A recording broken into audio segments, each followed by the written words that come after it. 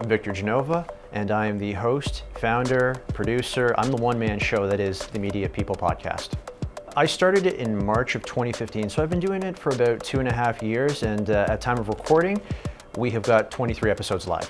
I did a bit of radio when I was in university, back at Brock University in my final year, and I found that it was kind of like a really late passion that I had. I lived in the UK for a bit and was working as a graphic designer.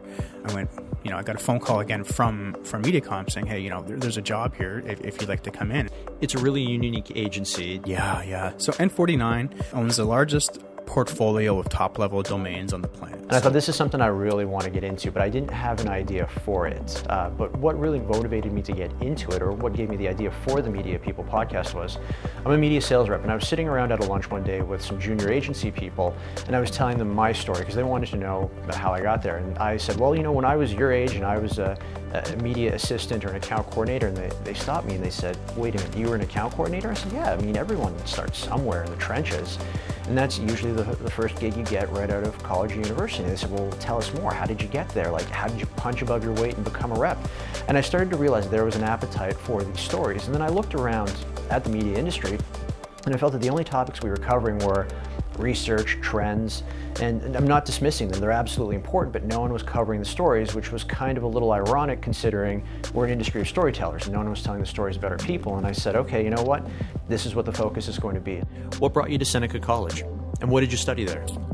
So I studied basically digital media, which is a combination of 3D animation. What it allows you to do is engage people in a completely different way.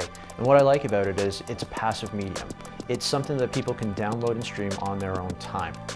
You don't have to be tied to it at a certain period. It's not like an episode of Game of Thrones. I think that's where there's a lot of value behind it. It's a passive medium, it's an efficient medium, and it's something that you can do relatively inexpensive. And you can do it on your own time. If you look at the way podcasts are released, a lot of the big podcasts are stuck to a very rigid schedule, but for the most part, the creators put them together when they can and release them when they can. Sometimes you can go 2 or 3 weeks without a podcast from a creator. Just finished recording episode 24. It should be going live soon. It may go live even before this goes live. We're working on episode 25 as well. So hopefully by the end of calendar 2017, we've got 27 to 30 in the bag, and we just keep going. My goal is to try to put together 8 to 10 podcasts every year. If you want to check out the Media People Podcast, you can do so at soundcloud.com/mediapeoplepodcast, or if you use iTunes, just go into your iTunes store, search Media People Podcast, and subscribe there.